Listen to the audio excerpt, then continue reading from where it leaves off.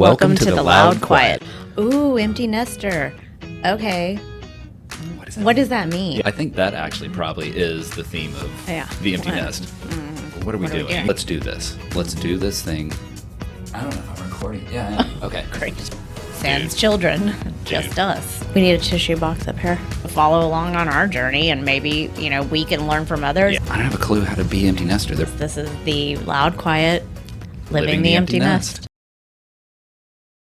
Welcome back, everybody. Episode 28. Thank you again for those that are listening. Thank you for those that are following, sharing, and it's been fun. And here we are at episode 28. I say that too many times, but it does somewhat amaze me. Thanks, y'all. We've stuck with it. We're still here. That's right. You can't get rid of us, YouTube. I mean, we really do it for us. That's right. And I guess maybe, generations from now, we'll have this audio and video trove of, that's what great-great-Granny Denton was like when they, implanted in the chip in their head and just absorb it. So here we are with a unique topic today. Well, yes. So it is interesting because last week, before we had our content, which was ample content, I had actually been thinking. We didn't even tell all the stories. No, yeah. I'd actually been thinking about, okay, what are some topics that we haven't really covered yet that don't necessarily affect us, but could affect others? And I actually thought about, well, you know what? Divorce is probably one that I'd like to explore to see what. Okay, I don't want to explore. Well, interesting. Yeah. I don't think you can just dabble with it. No. I don't think you can dabble. This is not going to be like a reveal episode. So no, but keep listening. You never know. I wanted to see some statistics and that kind of thing, and it was so interesting because Sunday in church, it was the subject of the sermon was divorce. And I was like, okay, interesting. So I just thought that I would, we could talk about, just what, I don't know how to put this, but we will get into what I found and also tie it back to,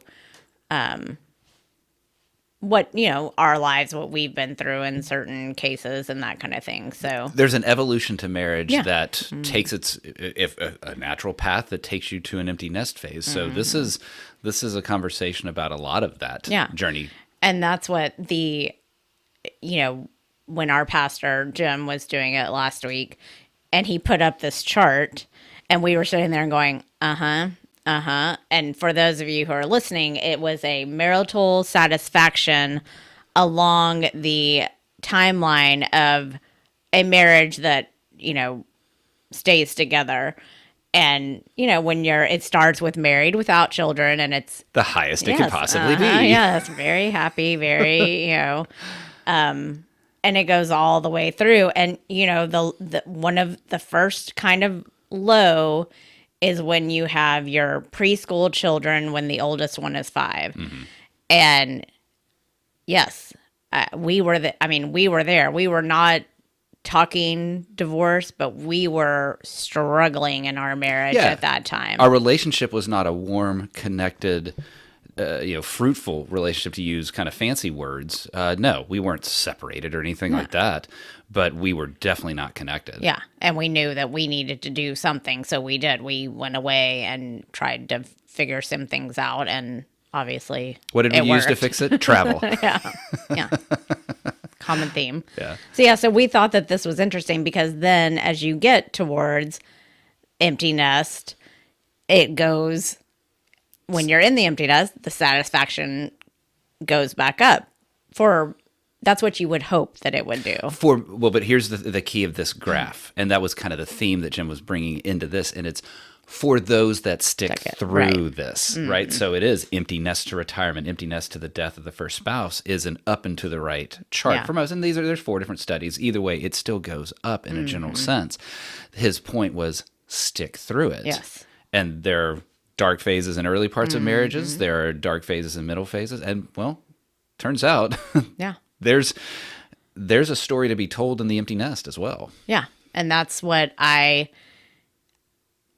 discovered. I didn't even realize that it has a term, and it's called gray divorce. Which I'd never heard that term before. I hadn't either. When I saw that, because I just really Googled divorce in empty nest. And it said, oh, that's the gray divorce. So yeah, we just threw the definition of what they described it as. This was some law firm or company, I don't know, but and it's just basically couples in long-lasting marriages that start to divorce after the age of 50. Right. And the divorcing people may be called silver splitters. Oh, I like that. Okay. Well, I don't. Wait, right. We have to caveat like everything we say here. I don't like it, but the terms kind of funny. The terms are, So, like the silver splitter sounds like something that you might ride at Disney or Six Flags. Oh, did you take the silver splitter? Or like a dance team, an old, like a. Oh, I like they do. That. My mom has seen. There's some dance group that I think I've seen them perform at NBA games and stuff. Right? You get the silver hair, the granny dancing. Yeah. So we didn't even realize that. Yeah, this is a term, and when I was doing some more research, it said that the percentages since 1990 for people over the age of 50 has doubled in divorces. The percentages in over the age of 65 has tripled. Yeah. So, and we did talk about that. It's likely coming off of a lower numeric base. So the percentages, regardless of whether it comes off a low base or not, when you're talking about doubling and tripling, there's a trend, there's a reality here that is a challenge for. Well, and even when I think back to when we were younger, if parents were getting divorced, it was very much, oh my gosh, like our friend age group. Yeah. It was not a common thing. And I don't know if it's because we weren't aware of people that had parents that would be empty nesters, because we weren't. No. I'm talking about like our parent, like when we were younger. This was and. Oh, okay. This was the But idea. I was just talking about how divorce has gotten more common amongst the entire age range. And I think what this is showing is that that you have this conventional wisdom, I'd say, that says if you've made it to empty nest through all the increases that we are talking about here, that the conventional wisdom is you've made it. And this has proven no, you haven't made it. There's work to be done. Right. And I think that's what, and I heard a podcast this week, which was a pop culture podcast that I listened to, but they had a therapist on because one of the reality shows that I watch, one of the characters or people who have been on there since the very beginning, and she's around our age. Their youngest is 16 and they are getting divorced.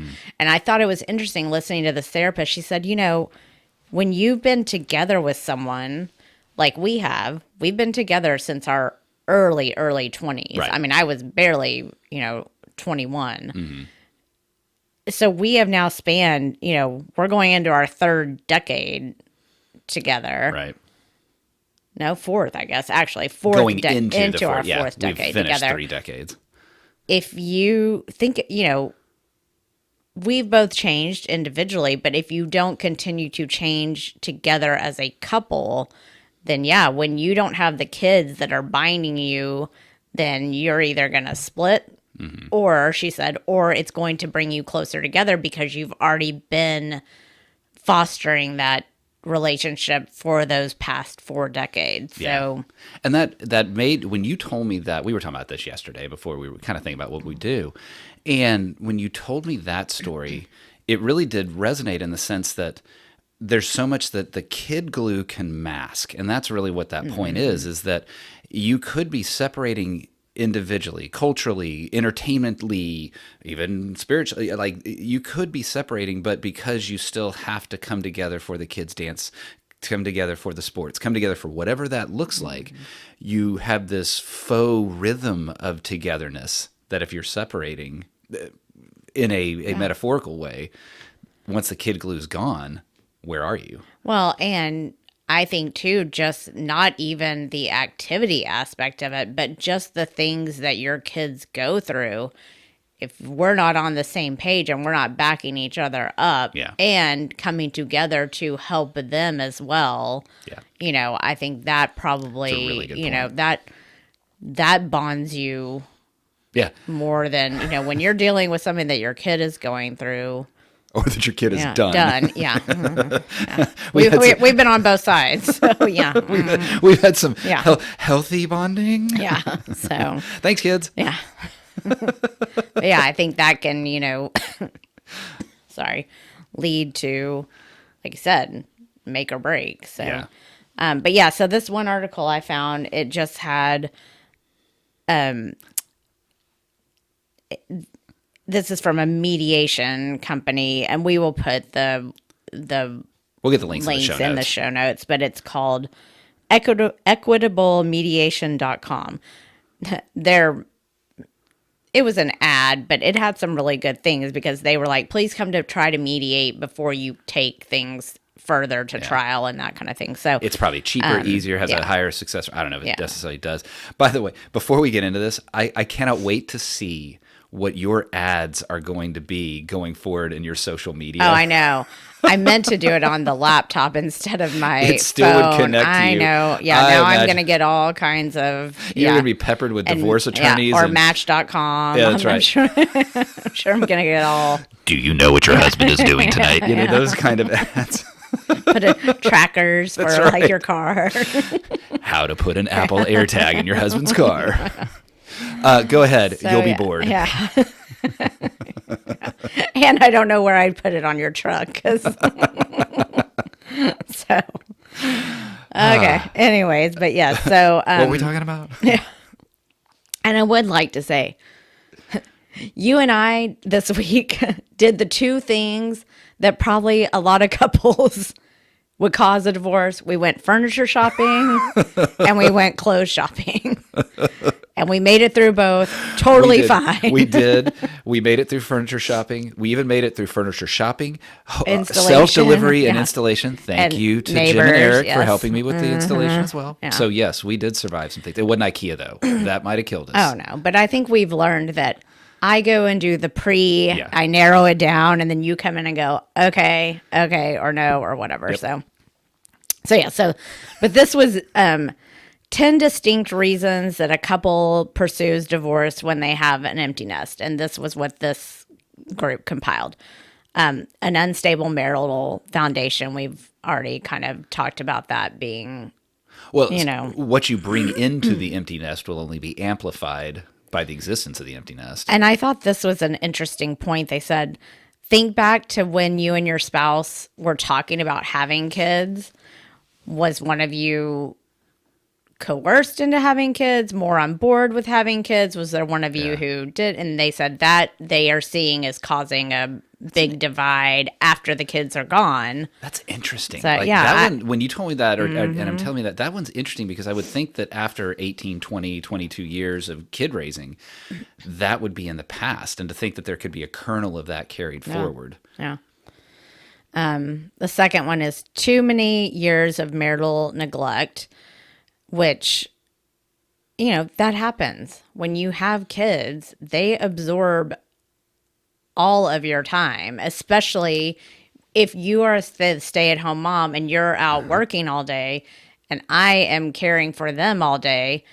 I still remember some study I was in, Bible study, I think, that, they called it the touch tighter. Yeah. And they're like, when you've had your kids all over you all day and your husband comes home and wants to kiss or hug you and you're like, so. That is, and if those who are watching on video may have seen me physically react to it's normal to give all of your time. I think that's the important thing. And I don't know how many people are listening that are pre-empty nester in the earliest stage of marriage. Don't give all of your time to the kids. And I will say that in phases, we did a good job of that, and it helps us today. A lot of what's described here is if you've already gotten to that point, it's too late to fix the past. But these are things that if you aren't there yet, you need to be going on dates. You need to be taking vacation. And I get it. We, again, were very fortunate. We had parents that lived close. We had another set of parents that took the kids a couple of times or sometimes, but my parents were heavily involved in, so as we approach being grandparents way down the line, we need to be aware of offering that support to our children as well. And I think that could be what some of our listeners are starting to get into. Yeah, that it's not just about, because you just gave me a little bit of a twist. I know we got to speed up. Certainly, I could talk about these forever, but in my head, I was like, oh, that's how we connect with our grandkids and all that kind of stuff. It's that also conscious choice of this is how you're supporting your children's healthy marriage, not manipulating or getting involved and answering questions or trying to tell them what to do, but just being there as support. As a way to help them have a healthy marriage.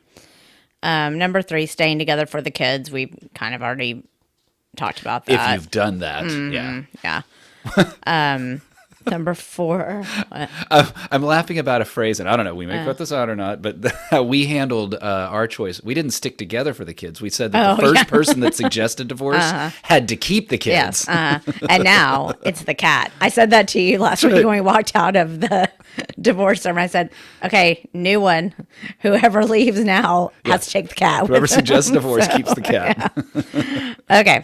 Number 4, differing attitudes about the empty nest. Yeah. And this one really kind of talked about, a lot of it revolved around what are you doing with your kids' rooms? Did you change something? Well, we converted this playroom to our podcast studio. We have a time-lapse video that shows it. And I still remember Tegan was like, oh, well, now what are y'all doing? I said, okay, look.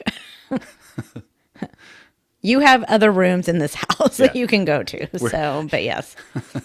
I could see that, though, if we were misaligned on that. Now, you and I were not. There was no fight or discussion here. Yeah. I could see that. No, we need to keep the kids' stuff around. No. And I think, and it says, as a couple of other examples are like, oh, does one of you want to go on an exotic vacation? Right. And the other one doesn't, so.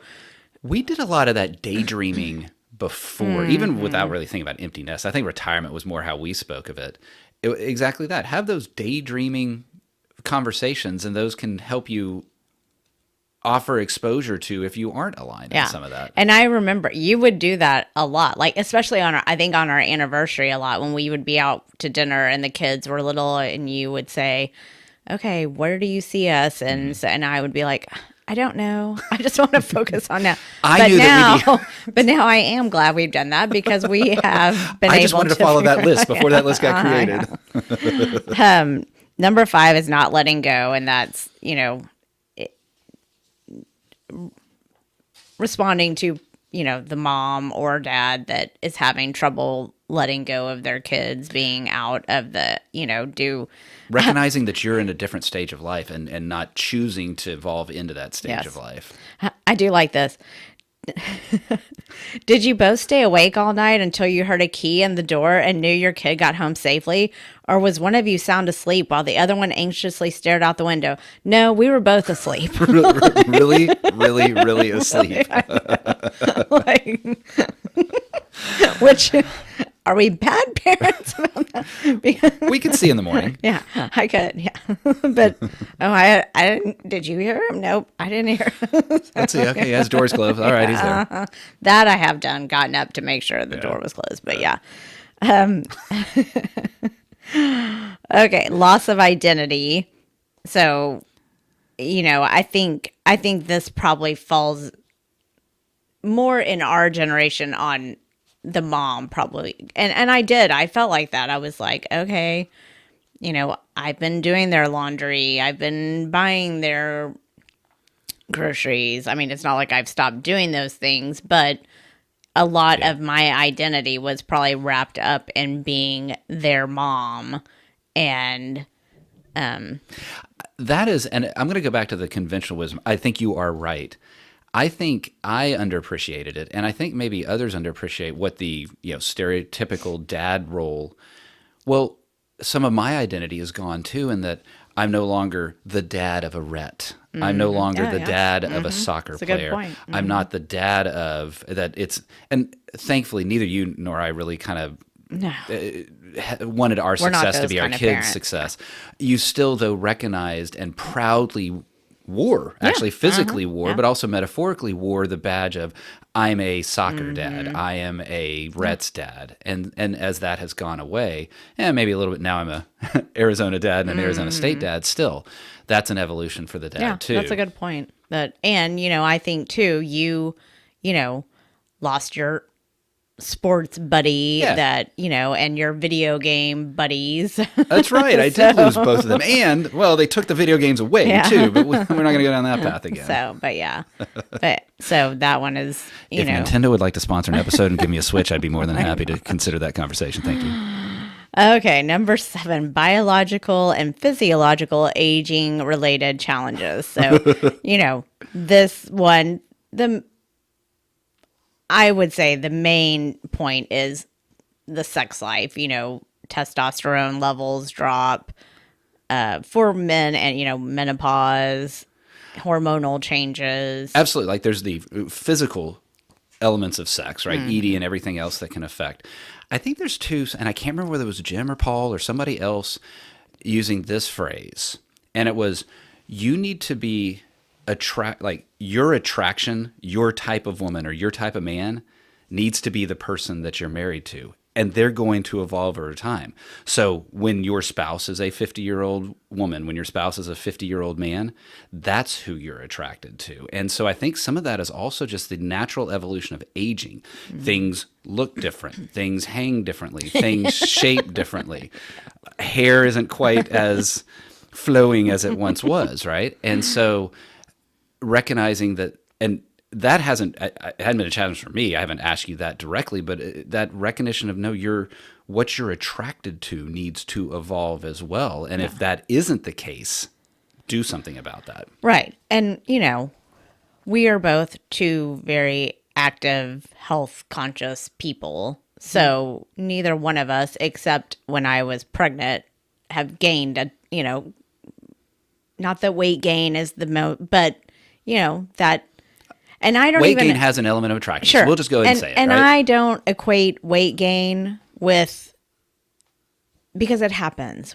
Our bodies change as we're getting older. But if you're not being active and moving in some way, then you need to probably, figure out something. This one has if you're laying on the couch all day and not, This one probably has a both element to it of I should be doing what I can to take care of you. You either said, hey, early, like this was not empty nest, but it looks like you're a little softer than you once were. I forget the wording. And if that's I did do that in a loving way and that sort of thing, right? But not because I wasn't. Not because I was losing my attractiveness towards you, because you had gone through a phase where you weren't working out. Oh yeah, you weren't. No, I wasn't healthy. And so I needed you to get back into unless you wanted to actually cash in the life insurance policy. Yeah, that was why I did that, not because I lost my attractiveness. Fair point. Towards you, but what I'm saying though with this one is it's kind of a both and. I know. I just didn't want me to sound like some. Yeah, it's usually the reverse. Yeah, get on the scale. Like I make you weigh in every morning. I'm going to blink twice, and y'all can know. Okay, number 8, loss of employment. I guess this one could, age discrimination is real in careers, and I can see why this would be a big deal in the empty nest. Yeah, I mean, because it can be hard. There's some folks that once you've been laid off in your 50s, it can be almost impossible to reconnect with the corporate world. And this one, I mean, I know a lot of people know our story, but yes, I mean, we've been through this one a lot. 10 plus job changes before I started my own company. Yes. And so it did. I can see how, I mean, I understand. Yeah. It puts strain on your marriage. And so I can understand if you're now in your 50s, 60s and it happens to you. Yeah, we're really worrying about that. There's a lot less hope thing. Yeah. Mm-hmm. So conflict over continuing caregiving responsibilities. Mm-hmm. And this one talked about boomerang kids coming back. Mm-hmm. And then also, like we've discussed before, now we're in the sandwich generation where we're still caring for the kids to some point, but we're also caring for our parents. Mm-hmm. And so that one I know can, cause, luckily, you know, I feel like we have both been supportive with you need to go down to Austin, go take care. You know, I've never given you any pushback on that. And very supportive. It will be the same, you know, when, you know, if we come to that with my parents and that kind of thing. That one, we could talk about that one a lot more. We'll skip it for now, but we've had a lot of conversation around that. But that can introduce a lot of stress. Oh, there's 10. Okay, it's like, where is it? This one was the one that we talked about yesterday. Too much time on my hands. And we're like, what is that? We're trying to, you know. I didn't understand it. Well, and then when we kind of read it, it's almost what you talked about. You know, our friend groups, when the kids were here, were the Rhett's parents, soccer parents, you know, cheer parents. Mm-hmm. Now, some of those groups have still continued. But it just talked about how you get pulled out of that. And if you haven't established relationships in other areas, then there's a lot of downtime that you're going to have that, you know, there's only so much, I understand, but there's only so much TV that you can watch. I mean, I know I watch a lot of it, but I think this is one of those that there's an element of, there's a mixture of idle hands or the devil's workshop, right? So if suddenly you have too much time in your hand, then you might find yourself focusing on the other 9. Yes. Or eyes wander, those kind of things. Yeah. And I think there's an element too, as we explored this, of resentment to the other person having too much time on their hands. If one is still staying completely busy in a career or something else, and the other just gets all this free time or something like that. No, I'm no. Are you saying? No, I'm not. I'm not. Are you about to drop a bomb? No, because you're actually still very active. But I meant like, you know, if you truly were, right? And I think there's a resentment that could come in that pre-retirement phase or even post-retirement. And then if one person is successful at securing empty nest friend groups and the other isn't, that can be a real challenge because the one who hasn't secured the empty nest friends looks to the spouse to be the end all and be all of the friendship relationship, and that's not healthy. Yeah. So all of that I think is woven there. Yeah, and I think it said, you know, in here that yes, if you have a lot of time to sit around, then you start realizing, oh, maybe our marriage isn't all that we thought it was. You suddenly, a little too much time to think. So, yeah. So those were the 10 things that this group put together that they had seen in their office as the major issues. So now we had an article that was 6 tips to prevent a gray divorce. There we go. And this was from the Blue Moon SeniorCounseling.com, which, you know, I don't even know if it may be on here. See, oh yeah, it is. It's the last one. So, number 1, keep going on dates. Yeah. And like you addressed, start them before you're in this empty nest phase, and if you can. As we've talked about these 6, though, if you haven't, so what? Do it now. If you've got a marital disease creeping in, well, here are things that you can do. So if you haven't dated, start it now. Yeah. Embrace each other's hobbies, which... I've embraced TV. You've embraced hiking. And, you know, we need to, now that the weather is actually getting nicer, then we can start doing some of the other things. Like we still want to do pickleball. We still, you know, we went and played Frisbee golf once. We want to do that again. Yeah. So we've got things that we want to do. Music, we've started getting back into some live music. Number 3, show appreciation.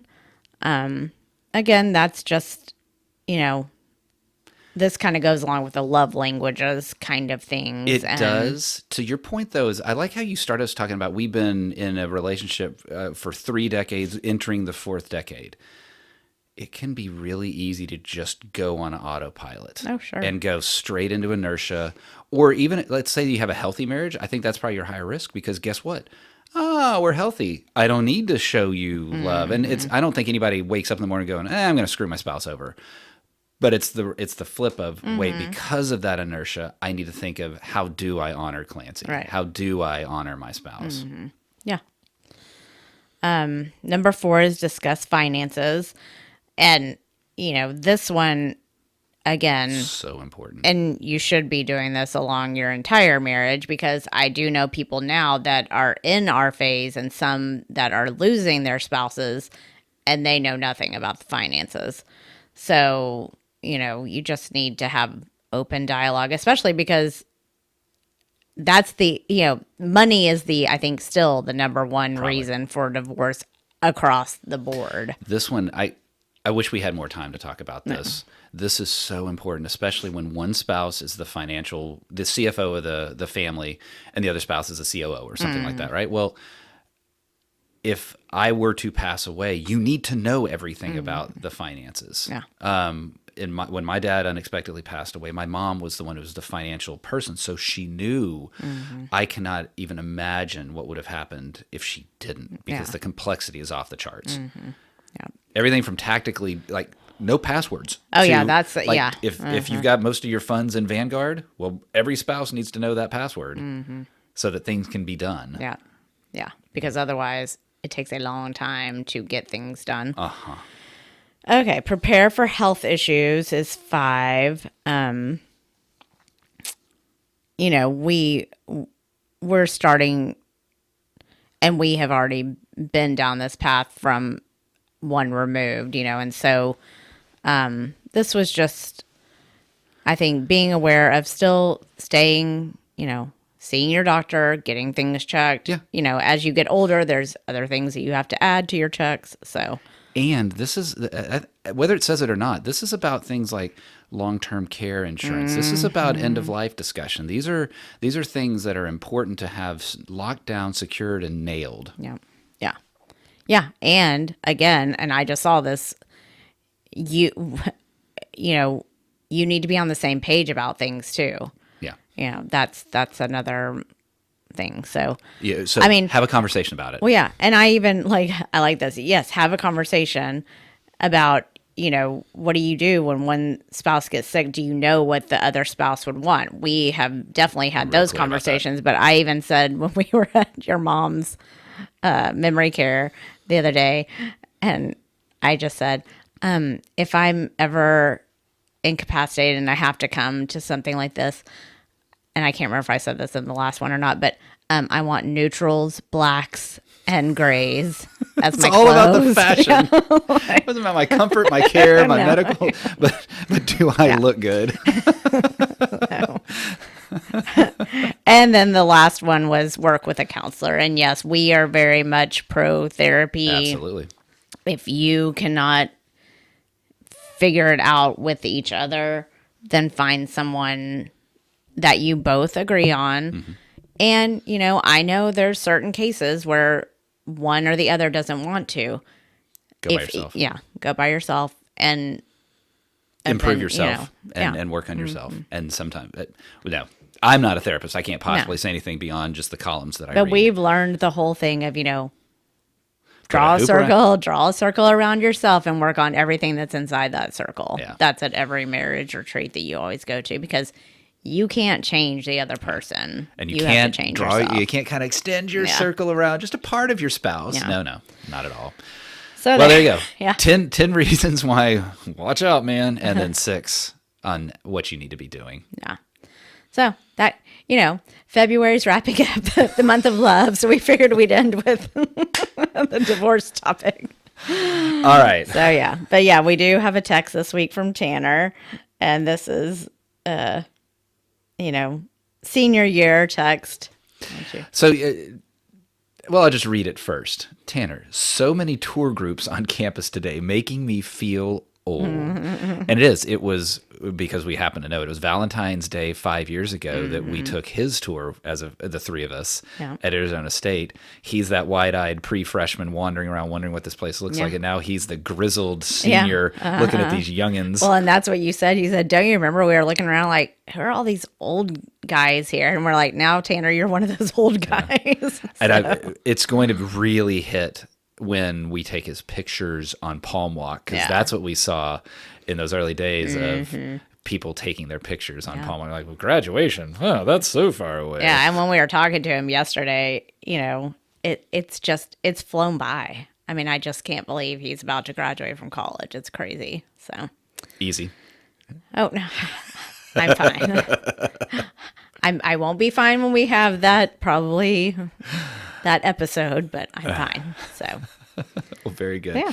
Well, Clancy, I'm glad you brought this one to us, inspired by some external factors coming in. I think it's so important. You're going to talk about some of the darker things that can happen, so that we can help make sure they don't happen. And again, we do need to put a caveat on there that we do understand there are some reasons that we're not in here that we are not. Let's say some of them. Yeah, like if we're talking about cases of abuse, if we're talking about extreme manipulation, and that's not what we're talking. We're talking about just typical marital conflicts. That's not. When we say push through, there are categories that do not qualify for just push through. Right. So yeah, but keep pushing through for the ones that you do. So yeah, well. A unique, or should I say it in the old NBC style, a very special episode of The Loud Quiet, Living the Empty Nest.